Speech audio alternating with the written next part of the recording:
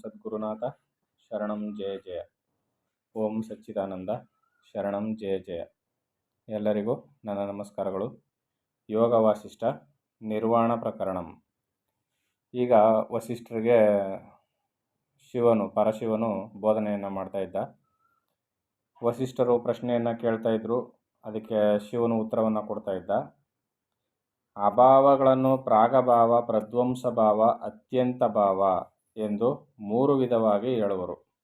ಪ್ರಾಗಭಾವ ಎನ್ನುವುದು ಮಡಿಕೆ ಆಗುವುದಕ್ಕೆ ಮೊದಲು ಅದಿರಲಿಲ್ಲ ಎನ್ನುವುದು. ಮಡಿಕೆ ಮಾಡಿರ್ತಾರಲ್ಲ, ಮಣ್ಣಿಂದ ಮಡಿಕೆ ಮಾಡಿರ್ತಾರಲ್ಲ, ಅದನ್ನು ಮಾಡುವುದಕ್ಕಿಂತ ಮುಂಚೆ ಮಡಿಕೆ ಇರಲಿಲ್ಲ ಅಂತ. ಅದಕ್ಕೆ ಏನಂತ ಕರೀತಾರೆ? ಪ್ರಾಗಭಾವ ಅಂತ ಕರೀತಾರೆ.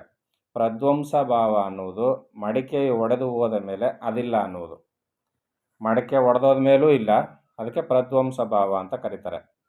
ಅತ್ಯಂತ ಭಾವ ಎನ್ನುವುದು ಮೊಲದ ಕೊಂಬು ಬಂಜೆಯ ಮಗ ಎಂಬಂತೆ ಯಾವಾಗಲೂ ಇಲ್ಲದಿರುವುದು.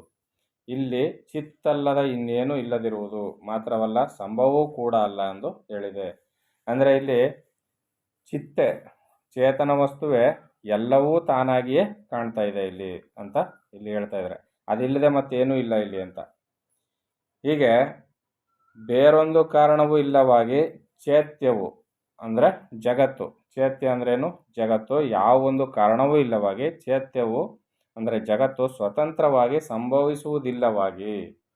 ಜಗತ್ತು ಸ್ವತಂತ್ರವಾಗಿ ಸಂಭವಿಸುವುದು, ಜಗತ್ತು ಸ್ವತಂತ್ರವಾಗಿ ಉತ್ಪತ್ತಿಯಾಗುವುದಿಲ್ಲ. ಯಾಕಂದರೆ ಅದಕ್ಕೆ ಆ ಶಕ್ತಿ ಇಲ್ಲ. ಇಲ್ಲವಾಗಿ ಚಿತ್ತವು ಇಲ್ಲವೇ ಇಲ್ಲವಾಗುವುದು. ಆಗ ಆದುದರಿಂದ ಚಿತ್ತೆ ತನ್ನ ಸ್ವಯತ್ನದಿಂದಲೇ ಚೇತ್ಯವಾಗಿ ತೋರುವುದು ಎನ್ನಬೇಕು. ಏನು ಹೇಳ್ತಾ ಇದ್ದಾರೆ ಇಲ್ಲಿ? ಚಿತ್ತೆ ತನ್ನ ಸ್ವಂತ ಪ್ರಯತ್ನದಿಂದಲೇ ಜಗತ್ತಾಗಿ ತೋರಿಸ್ತದೆ. ಚಿತ್ತು ತನ್ನ ಸ್ವಂತ ಪ್ರಯತ್ನದಿಂದ ಜಗತ್ತಾಗಿ ತೋರಲ್ಪಡುತ್ತದೆ.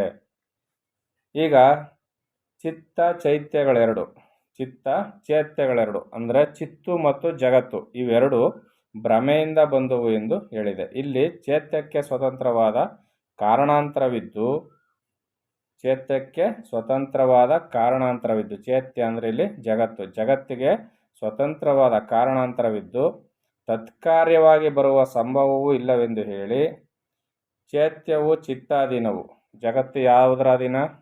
ಚಿತ್ತದ ಅಧೀನ. ಆ ಚಿತ್ತು ಅಶುದ್ಧ ಚಿತ್ತು. ಆದುದರಿಂದಲೇ ಚಿತ್ತೆ ಸ್ವಯಂ ಮಾಲಿನ್ಯವನ್ನು ಸ್ವಸಂಕಲ್ಪದಿಂದಲೇ ಸಂಪಾದಿಸಿಕೊಂಡು ಚಿತ್ತ ಚೇತಗಳಾಗುವುದು ಎಂದು ಹೇಳಲಾಗಿದೆ.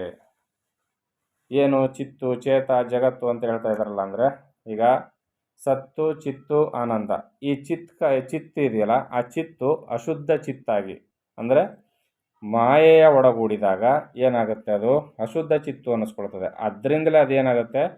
ಸ್ವಯಂ ಮಾಲಿನ್ಯವನ್ನು ಸ್ವಸಂಕಲ್ಪದಿಂದಲೇ ಅದು ಸಂಪಾದನೆ ಮಾಡ್ಕೊಳ್ತದೆ. ಮಾಲಿನ್ಯ ಅಂದರೆ ಮಾಯೆಯ ಸಂಘವನ್ನು ಸ್ವಂತ ಸಂಕಲ್ಪದಿಂದಲೇ ಮಾಡಿಕೊಂಡು ಅದರ ಬಲದಿಂದ ಏನಾಗುತ್ತೆ? ಅದು ಚೇತ್ಯವಾಗಿ ಜಗತ್ತಾಗಿ ಕಾಣಲ್ಪಡುತ್ತದೆ. ಚಿತ್ತು ಚೇತಗಳಾಗಿ ಅದು ಬದಲಾವಣೆಯನ್ನು ಹೊಂದುತ್ತದೆ. ಆ ಚೇತ್ಯವಾಗಿ ಜಗತ್ತಾಗಿ ಕಾಣ್ಬರೋದು ಏನಾಗುತ್ತೆ? ಜಗತ್ತು ಅಂದ್ರೇನು? ಯಾವುದರಿಂದ ಜಗತ್ತಾಗುತ್ತೆ? ಪಂಚಭೂತಗಳಾಯಿತು. ಪಂಚಭೂತಗಳಿಂದ ಪಂಚೀಕರಣಗೊಂಡು ಅದು 24 ತತ್ವಗಳಾಯಿತು. ಈ ರೀತಿಯಲ್ಲಿ ಆ ಚಿತ್ತೆ ಮಾಯೆಯನ್ನು ಒಡಗೂಡಿದ ಈ ಅಶುದ್ಧ ಚಿತ್ತು ಅಂತ ಕರೆಸ್ಕೊಂಡು, ಮಾಯೆಯಿಂದ ಒಡಗೂಡಿದಾಗ ಚಿತ್ತ ಏನಾಗುತ್ತೆ? ಅಶುದ್ಧ ಚಿತ್ತಾಗುತ್ತೆ. ಅಶುದ್ಧ ಚಿತ್ತಾಗಿರ್ತಕ್ಕಂಥ ಆ ಚಿದ್ವಸ್ತು ಜಗತ್ತಾಗಿ ಪರಿವರ್ತನೆಯನ್ನು ಹೊಂದುತ್ತದೆ. ಕಲ್ಲಿನಲ್ಲಿ ಎಣ್ಣೆಯು ಹೇಗೆ ಸುತರಾಂ ಇಲ್ಲವೇ ಇಲ್ಲವೋ ಹಾಗೆಯೇ ದೃಶ್ಯ ದರ್ಶನ ದೃಷ್ಟಗಳು ಒಂದೊಂದಕ್ಕೂ ಬೇರೆ ಬೇರೆಯಾದ ರೂಪಗಳು ಇಲ್ಲವೇ ಇಲ್ಲ. ಕಲ್ಲನ್ನು ಎಷ್ಟು ಗಾಣದಲ್ಲಿ ಹಾಕೊಂಡು ಅರೆದ್ರೂ ಕಿಂಚಿತ್ತಾದರೂ ಎಣ್ಣೆ ಬರುತ್ತಾ? ಇಲ್ಲವೇ ಇಲ್ಲ. ಆ ರೀತಿಯಲ್ಲಿ ದೃಶ್ಯ ಕಾಣ್ತಕ್ಕಂಥ ನೋಟ, ದರ್ಶನ ಆ ದೃಶ್ಯ ಇರ್ತದೆ, ಮತ್ತು ಅದನ್ನು ನೋಡುವ ದರ್ಶನ ಮತ್ತು ದ್ರಷ್ಟ ನೋಡುವವನು, ಇವು 3 ಬೇರೆ ಬೇರೆಯಾದ ರೂಪಗಳು ಇಲ್ಲವೇ ಇಲ್ಲ. ಇವು 3 ಬೇರೆ ಅಲ್ಲ. ಯಾಕಂದರೆ ಇರೋದೆಲ್ಲ ಒಂದೇ ಆಗಿ ಇಲ್ಲಿ ಕಾರ್ಯಭೇದದಿಂದ ಬೇರೆ ಬೇರೆ ಅನ್ನಿಸ್ಕೊಳ್ತದೆ ಅಷ್ಟೇ ಹೊರತು 3 ಒಂದೇ. ಹಾಗೆಯೇ ಚಂದ್ರನಲ್ಲಿ ಕೃಷ್ಣತೆಯು ಅಂದರೆ ಚಂದ್ರನಲ್ಲಿ ಕಪ್ಪು ಕಲೆ ಕಾಣ್ತದಲ್ಲ, ಅದು ಕೃಷ್ಣತೆ ಅಂದರೆ ಕಪ್ಪು ಕಲೆ. ಚಂದ್ರನಲ್ಲಿ ಕೃಷ್ಣತೆಯು ಹೇಗೆ ಇಲ್ಲವೋ ಹಾಗೆಯೇ ಕರ್ತೃ ಕರ್ಮ ಕರಣಗಳು ಎಂಬುವು ದೃಕ್ಕೆನ್ನಿಸಿಕೊಳ್ಳುವ ಚಿತ್ತಿನಲ್ಲಿ ಪ್ರತ್ಯೇಕವಾಗಿ ಇಲ್ಲವೇ ಇಲ್ಲ. ದೃಕ್ ಅಂದರೆ ಯಾರು ನೋಡ್ತಾ ಇರ್ತಾನಲ್ಲ, ಆ ನೋಡುವವನು ಚೈತನ್ಯ ವಸ್ತು. ಆ ಚೈತನ್ಯ ವಸ್ತುವಿನಲ್ಲಿ ಇವು ಪ್ರತ್ಯೇಕವಾಗಿ ಇಲ್ಲವೇ ಇಲ್ಲ. ಏನು? ಕರ್ತೃ, ಕರ್ಮ ಮತ್ತು ಕರ್ಣಗಳು ಅವತ್ತಿನಲ್ಲಿ ಇಲ್ಲವೇ ಇಲ್ಲ. ಅಂದರೆ ಇರೋದೆಲ್ಲ ಆತನೇ, ಅದೇ ಆ ಚಿದ್ವಸ್ತುವೇ ಅಂತ ಅರ್ಥ. ಆಕಾಶದಲ್ಲಿ ಯಾವುದೊಂದು ಅಂಕುರವೂ ಇಲ್ಲವೇ ಇಲ್ಲ ಹೇಗೋ ಹಾಗೆ ಪ್ರಮಾತೃ, ಪ್ರಮೇಯ, ಪ್ರಮಾಣಗಳು ಯಾವುವೂ ಇಲ್ಲ. ನಂದನವನದಲ್ಲ ಕಗ್ಗಲಿ ಗಿಡ ಹೇಗೆ ಇಲ್ಲವೋ ಹಾಗೆಯೇ ಚಿತ್ತ, ಚೇತನ, ಚೇತ್ಯಾದಿಗಳು ಯಾವುದೂ ಪ್ರತ್ಯೇಕವಾಗಿಲ್ಲ. ಇರುವುದು ಎಲ್ಲ ಒಂದೇ. ಅದು ಚಿತ್ತು ಒಂದೇ, ಒಂದು ಚಿದ್ವಸ್ತು ಒಂದೇ ಇರೋದು. ಆದರೆ ಇಲ್ಲೇನಾಗುತ್ತೆ, ಅದು ಪ್ರಮಾತೃ, ಪ್ರಮೇಯ, ಪ್ರಮಾಣಗಳು ಅನ್ನಿಸ್ಕೊಳ್ಳುತ್ತೆ.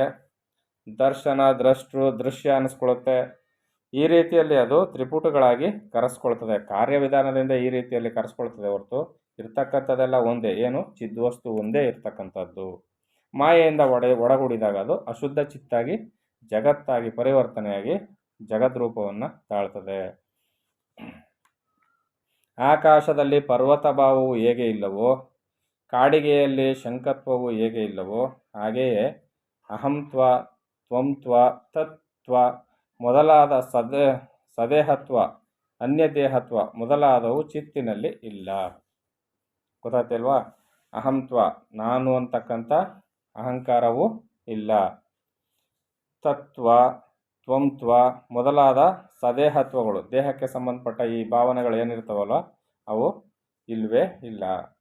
ನಾನಾ ಜೀವಭೇದಗಳು, ಅನಾನ ಅಂದರೆ ಪ್ರತಿ ದೇಹದಲ್ಲಿ ಇರುವ ಆತ್ಮಗಳು ಬೇರೆ ಬೇರೆ ಎಂಬ ಅಧ್ಯಾಸಗಳು ಕೂಡ ಅಣುವಿನಲ್ಲಿ ಸುಮೇರು ಪರ್ವತಗಳು ಹೇಗೆ ಇಲ್ಲವೋ ಹಾಗೆಯೇ ಚಿತ್ತಿನಲ್ಲಿ ಇಲ್ಲ. ಹಾಗೆಯೇ ಶಬ್ದ ಅಂದರೆ ನಾಮದಲ್ಲಿ, ಅರ್ಥ ಅಂದರೆ ರೂಪಗಳೆಂಬ ಶಬ್ದ ವೈಭವವು ಊಷರ ಭೂಮಿಯಲ್ಲಿ ಇಲ್ಲದಿರುವ ಲತೆಗಳಂತೆ ಇಲ್ಲ. ಚಿತ್ತಿನಲ್ಲಿ ಏನಿಲ್ಲ? ಇವ್ಯಾವೂ ಇಲ್ಲ. ಇರ್ತಕ್ಕಂಥದ್ದೆಲ್ಲ ಚಿದ್ವಸ್ತು ಒಂದೇ. ಅರ್ಕಮಂಡಲದಲ್ಲಿ ರಾತ್ರಿಯು ಹೇಗೆ ಇಲ್ಲವೋ, ಹಿಮದಲ್ಲಿ ಬಿಸಿಯು ಹೇಗೆ ಇಲ್ಲವೋ ಹಾಗೆಯೇ ವಸ್ತುತಃ, ಅವಸ್ತುತಃ ಎಂಬಿವೂ ಕೂಡ ಇಲ್ಲ ಇಲ್ಲ ಇಲ್ಲ.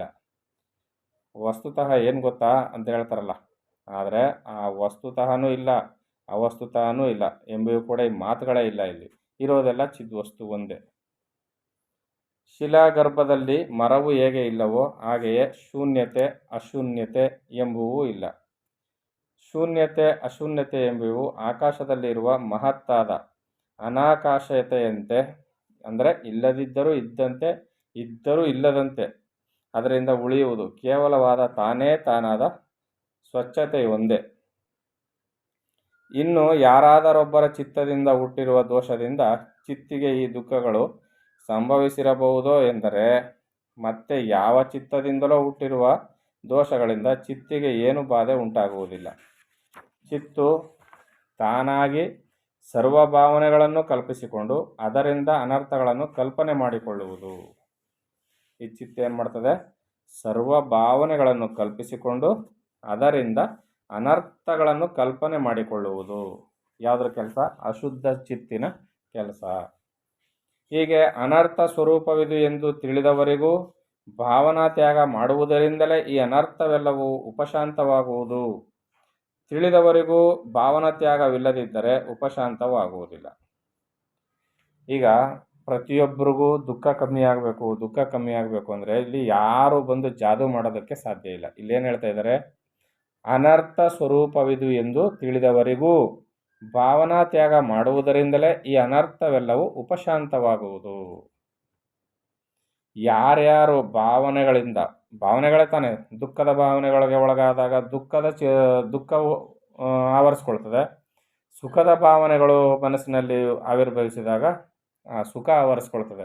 ಅದರಿಂದ ಪ್ರತಿಯೊಬ್ಬರು ಇಲ್ಲಿ ಅನರ್ಥ ಸ್ವರೂಪ ಇದು ಅಂತ ತಿಳಿದು ಭಾವನೆಗಳನ್ನು ತ್ಯಾಗ ಮಾಡಿದರೆ, ನಿರ್ಭಾವುಕರಾದರೆ, ಮನಸ್ಸಿನಲ್ಲಿ ಏನೂ ಇಲ್ಲದಂತೆ ಶೂನ್ಯ ಸ್ಥಿತಿಗೆ ತಗೊಂಡೋದ್ರೆ ಅವರು ಸುಖವಾಗಿರ್ತಾರೆ. ಆದರೆ ಈ ಅನರ್ಥ ಎಲ್ಲ ಉಪಶಾಂತ ಆಗಬೇಕಾದ್ರೆ ಈ ಕೆಲಸ ಮಾಡಬೇಕು. ಆದರೆ ಇಲ್ಲಿ ತಿಳಿದವರಿಗೂ ಭಾವನಾ ತ್ಯಾಗವಿಲ್ಲದಿದ್ದರೆ, ತಿಳಿದವನಾದಾಗ್ಯೂ ಅವನು ಜ್ಞಾನಿಯಾದಾಗ್ಯೂ ಅವನೇನಾದರೂ ಭಾವನೆಗಳನ್ನ ಒಂದಕ್ಕೊಂದು ಮಾಡ್ತಾನೆ ಇದ್ದರೆ, ಭಾವನೆಗೆ ಒಳಪಟ್ಟಿದ್ದೇ ಆದರೆ ಆ ಭಾವತರಂಗದಲ್ಲಿ ಸಿಕ್ಕಾಕೊಂಡು ಅವನೇನಾಗ್ತಾನೆ, ದುಃಖಕ್ಕೆ ಒಳಗಾಗ್ತಾನೆ. ಅವನು ಎಷ್ಟೇ ತಿಳಿದವನಾಗಿದ್ರು ದುಃಖಕ್ಕೆ ಒಳಗಾಗ್ತಾನೆ.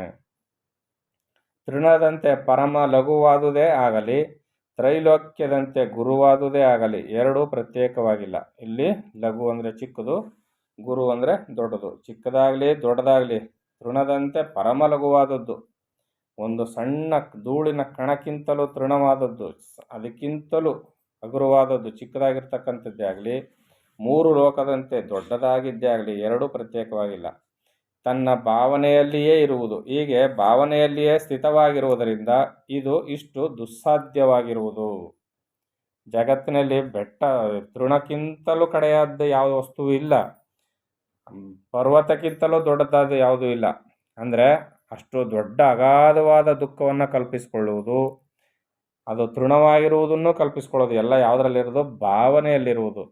ಭಾವನೆಯನ್ನು ನಿಲ್ಲಿಸಿಬಿಟ್ಟಿದ್ದೆ ಆದರೆ ಈ ಯಾವುದೂ ಇರೋದಿಲ್ಲ. ಯಾವುದು ಮೂರು ಲೋಕಕ್ಕಿಂತಲೂ ದೊಡ್ಡದಾದದ್ದು ಯಾವ ದುಃಖವೂ ಇಲ್ಲ, ಯಾವ ಸುಖವೂ ಇಲ್ಲ. ಮತ್ತು ತೃಣಕ್ಕಿಂತಲೂ ಪರಮಲಘುವಾದದ್ದಾಗಲಿ, ತ್ರೈಲೋಕ್ಯಕ್ಕಿಂತ ಗುರುವಾದದ್ದಾಗಲಿ, ಈ ಎರಡು ಪ್ರತ್ಯೇಕವಾಗಿಲ್ಲ. ಇವೆಲ್ಲ ಭಾವನೆಯಲ್ಲಿ ಇರ್ತಕ್ಕಂಥದ್ದು. ದೊಡ್ಡದೂ ಇಲ್ಲ, ಚಿಕ್ಕದೂ ಇಲ್ಲ ಎಲ್ಲಿ, ಜಗತ್ತಿನಲ್ಲಿ ಅಂತ ಇಲ್ಲಿ ಗುರುಗಳು ಹೇಳ್ತಾ ಇದ್ದಾರೆ. ಇಲ್ಲಿ ಭಾವನೆಗೆ ಒಳಪಟ್ಟವನೇ ಕಡು ದುಃಖಿಯಾಗಿ ದುಃಖವನ್ನು ಅನುಭವಿಸ್ಬೇಕಾಗುತ್ತೆ. ಆದ್ದರಿಂದ ಸ್ವಪ್ರಯತ್ನಪಟ್ಟು ಭಾವನೆಗಳನ್ನು ಮಾಡುವುದನ್ನು ನಿಲ್ಲಿಸಿ ಅಂದರೆ ಮನಸ್ಸಿನ ಆಲೋಚನೆಗಳು, ಸಂಕಲ್ಪಗಳನ್ನ ನಿಲ್ಲಿಸಿ ಅಂತೇಳಿ ಗುರುಗಳು ಹೇಳ್ತಾ ಇದ್ದಾರೆ. ನಮ್ಮ ಮುಂದೆ ಏನು ಹೇಳ್ತಾರೆ ಅಂತ ಮುಂದಿನ ಆಡಿಯೋದಲ್ಲಿ ನೋಡೋಣ. ಎಲ್ಲರಿಗೂ ಒಳ್ಳೆಯದಾಗಲಿ. ಓಂ ಸದ್ಗುರುನಾಥ ಶರಣಂ ಜಯ ಜಯ. ಓಂ ಸಚ್ಚಿದಾನಂದ ಶರಣಂ ಜಯ ಜಯ. ಹರಿ ಓಂ ತತ್ಸತ್. ಹರಿ ಓಂ ತತ್ಸತ್. ಹರಿ ಓಂ ತತ್ಸತ್.